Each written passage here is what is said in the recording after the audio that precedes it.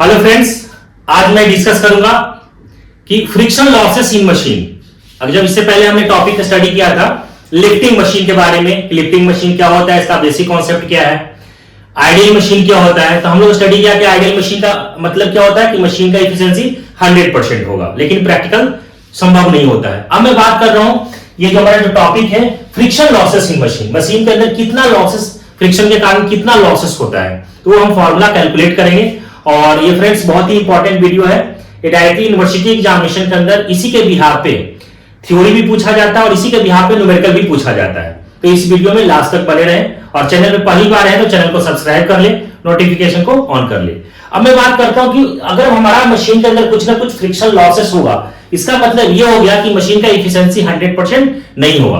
और practically possible यही होता है कि कभी भी मशीन का एफिशिएंसी 100% होता नहीं है। हम लोग आइडियल के केस में एजम्पशन कर लेते हैं कि मशीन का एफिशिएंसी 100% है, बट ये प्रैक्टिकल पॉसिबल नहीं होता है। अगर मैं बात करूं कि जब हमारा 100% नहीं हुआ, इसका मतलब ये हो गया कि कोई भी मशीन है और मशीन के अंदर जो भी आप अमाउंट में आप इनपुट देते हैं तो टोटल का टोटल क्या होगा, आउटपुट में कन्वर्ट नहीं होगा। इसका मतलब ये हो गया कि आप इनपुट तो दे नहीं जा रहा, लेकिन आपको आउटपुट क्या मिल रहा है, कम मिल रहा है।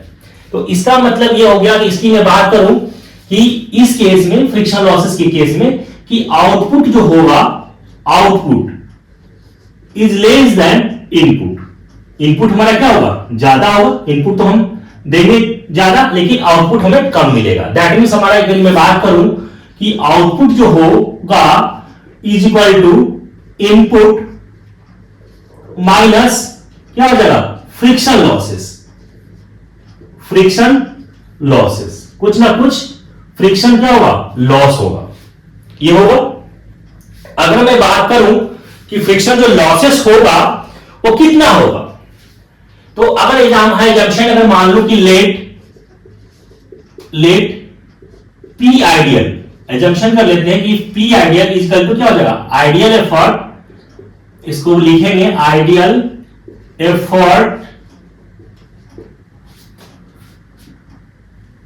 required to overcome resistance,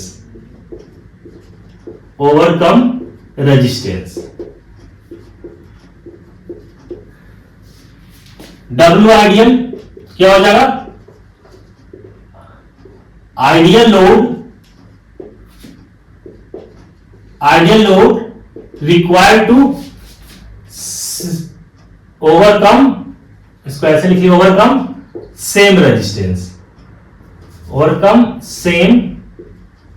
resistance, ठीक है। और P फ्रिक्शन क्या होगा, एक्स्ट्रा एफर्ट, ये क्या हो जाएगा, एक्स्ट्रा एफर्ट होगा, ठीक है। अब मैं बात करता हूं कि यहां से, चलो ठीक है, यहां से एक्स्ट्रा एफर्ट होगा।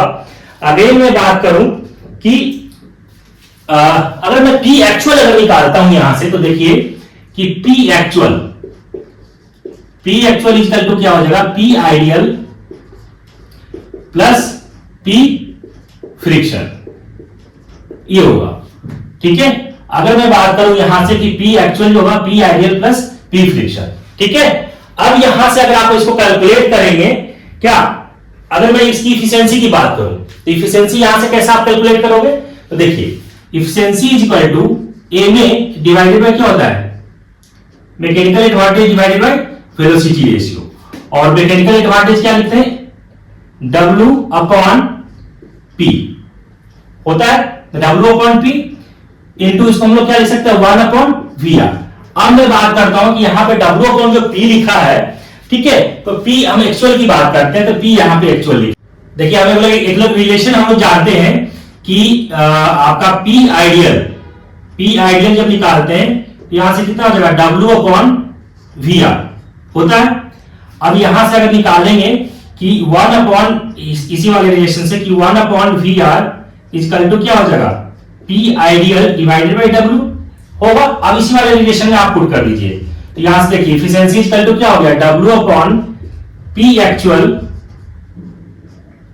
Into P actual into 1 upon VR, और 1 अपॉन VR को आप क्या लिख सकते हैं, P ideal divided by W। W से W कैंसिल आउट हो गया, तो यहां से रिलेशन क्या आ गया, efficiency is equal to P ideal, मतलब एफर्ट आइडियल की बात करें डिवाइडेड बाय P एक्चुअल। ये हमारे पास एक रिलेशन निकल करके आ गया किसका, इफिशिएंसी का। ठीक है, अगर हमारा फ्रिक्शन लॉसेस होता है उस केस में ये मैं बात कर रहा हूं। अगर मैं इसी चीज को मैं बोलूं, ये तो हमारा एफर्ट के केस में हो गया।